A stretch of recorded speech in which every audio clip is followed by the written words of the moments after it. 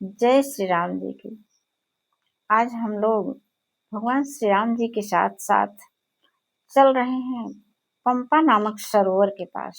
शबरी मैया ने बताया था भगवान श्री राम जी से कि आप वहीं पर चले जाइए, वहीं आपकी मित्रता सुग्रीव से होगी। और श्री राम जी अब वहां पर पहुंच चुके हैं। तो हम लोग देखते हैं पंपा सरोवर की विशेषता क्या है। और यह कथा यदि आप सुन लेते हैं तो आपको भगवान श्री राम के दर्शन तो होंगे ही होंगे, और उस दर्शन से क्या होगा, आपके मन की सारी गांठें खुल जाएंगी। क्योंकि यह ग्रंथ ही ऐसा है जो हमारे मन की गांठों को खोल देता है। और जब मन की गांठें खुलती हैं तो हमारा आपस में प्रेम बढ़ता है। और वहीं पर इस कथा का एक कार्य और होता है कि ये हमारी नाड़ियों की भी गांठें खोल देती है।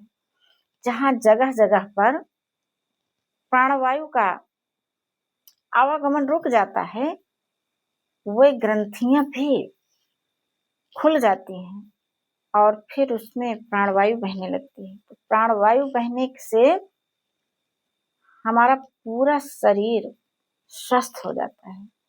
इसलिए यह कथा आप सभी को अवश्य सुननी चाहिए। आप पूरा सुनने के बाद ही इसका लाभ जान पाएंगे और इसके फायदे को आप सभी अपने जीवन में उतार पाएंगे थोड़ी देर यहाँ रुकने पर। हाँ, तो हम लोग कल्पनाओं में आंखें बंद करते हैं, लंबी गहरी सांस लेकर के चल पड़े श्री राम जी के साथ साथ। और श्री राम जी के साथ चलते हुए हम लोग कहाँ आ गए, पंपा नामक सरोवर के किनारे। मुनि प्रभु गए सरोवर तीरा, पंपा नाम सुभग गंभीरा।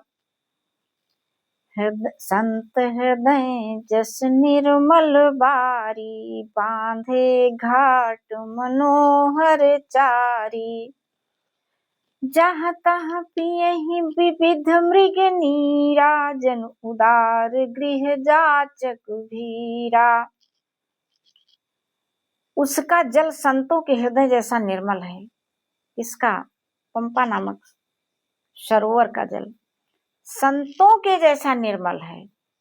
मन को हरने वाले सुंदर 4 घाट बने हुए हैं। भांति भांति के पशु वहां पर जल पी रहे हैं। मानो उदार दानी पुरुषों के घर याचकों की भीड़ लगी हो।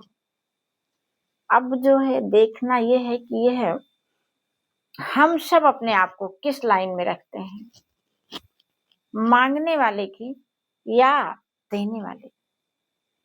श्री राम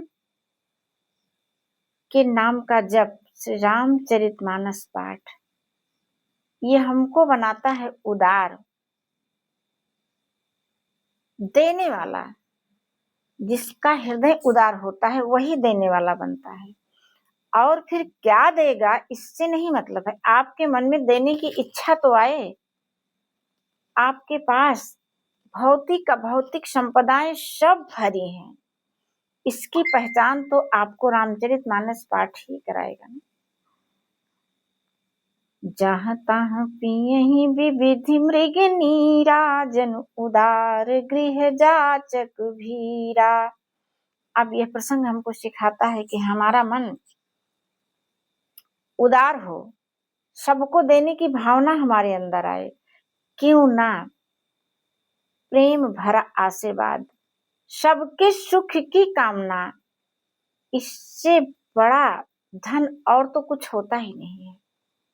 ये तो मेरे पास अतुलित रूप में भरा है ना, हम इसको तो देना शुरू करें। फिर तो जब हम देने लगेंगे तो हमारे पास भी सब आने लगेंगे और सबको हम सुख पहुंचाने लगेंगे। देने का अर्थ ये है कि हम सबको सुख पहुंचा रहे हैं। पुरैनी सघन ओट जल, बेगिन पाई अमरुम, माया छन्न न देखिए जैसे निर्गुण ब्रह्म। अब उस तालाब में जो घनी पुरैने हैं, कमल के पत्तों की आड़ में उसके नीचे जो जल भरा है उसका पता ही नहीं चलता है। वो जैसे पूरे सरोवर में चादर की तरह बिछा हुआ है, हरी हरी चादर, और उसी के नीचे वह निर्मल जल भरा हुआ, लेकिन वह हमको दिखता नहीं है। ऐसे ही माया छन्न देखिए जैसे निर्गुण ब्रह्म, ऐसे ही माया से ढके रहने के कारण निर्गुण ब्रह्म नहीं दिखता है। तरह तरह की माया घेरे हुए है। भगवान हमारे सामने भी होते हैं, मेरी आंखों को दिखाई ही नहीं देते हैं। जैसे पुरैनी के पत्तों से ढका हुआ जल नहीं दिख रहा है, ऐसे ही माया से ढका हुआ हम सभी का मन श्री राम का दर्शन ही नहीं कर पा रहा है। इस माया को हटाने वाला, माया रूपी पर्दे को हटाने के लिए श्री राम नाम का जप और श्री रामचरितमानस का पाठ ही हमको माया से बचा सकता है। और यही राम नाम जप, यही रामचरितमानस पाठ भगवान श्री राम के दर्शन हमको करा सकता है, जो कि हमारे आसपास सर्वत्र विराजित हैं, भीतर भी और बाहर भी। माया छन्न न देखिए जैसे निर्गुण ब्रह्म। ये देखिए, हम लोग ये जो अपना हाथ लहरा रहे हैं शून्य में, ये खाली स्थान है। ये वास्तविकता ये है कि ये खाली स्थान नहीं है, ये भगवान श्री राम जी का निराकार रूप है। यही है निर्गुण ब्रह्म जिसको कहते हैं, यही निराकार श्री राम जी है। और जब हम श्री रामचरितमानस का पाठ करते हैं तो ऐसे ऐसे प्रसंग हम सभी को भगवान श्री राम जी के दर्शन करा देते हैं। फिर हम देख पाते हैं ये कैसे भगवान श्री राम जी निराकार हमारे आगे पीछे लगे हुए हैं। हम निर्मल मन से, प्रेम भरे हृदय से जिस चीज की कामना कर लेते हैं, वह कामना हमको करनी है जिससे मेरे साथ साथ सबको सुख पहुंच रहा हो। फिर देखिए कैसे भगवान श्री राम जी हम सबकी इच्छा पल भर में पूरी कर देते हैं। हाँ, पल भर में पूरी कर देते हैं। बीज उगना शुरू हो गया, वो भले कुछ दिन लग जाएगा भाई, निश्चित रूप से लगेगा। यहाँ कोई जादू नहीं, जादू होते हुए भी जादू नहीं हो रहा है। जादू पल भर के लिए होता है, वो होता है और समाप्त हो जाता है, लेकिन ये वाला जादू आपका जाने वाला नहीं है, जाकर के भी जाने वाला नहीं है। तो इसलिए हम सभी को इंतजार करना पड़ता है। और ये जो है भगवान श्री राम जी का स्वरूप, ये ऐसा है कि जो हमारे सारे मनोरथों को सिद्ध कर देता है। अतः रामचरितमानस का पाठ निरंतर सुनने के लिए आप सभी उपस्थित हो जाया करिए, अपने घर में पाठ कर लिया करिए।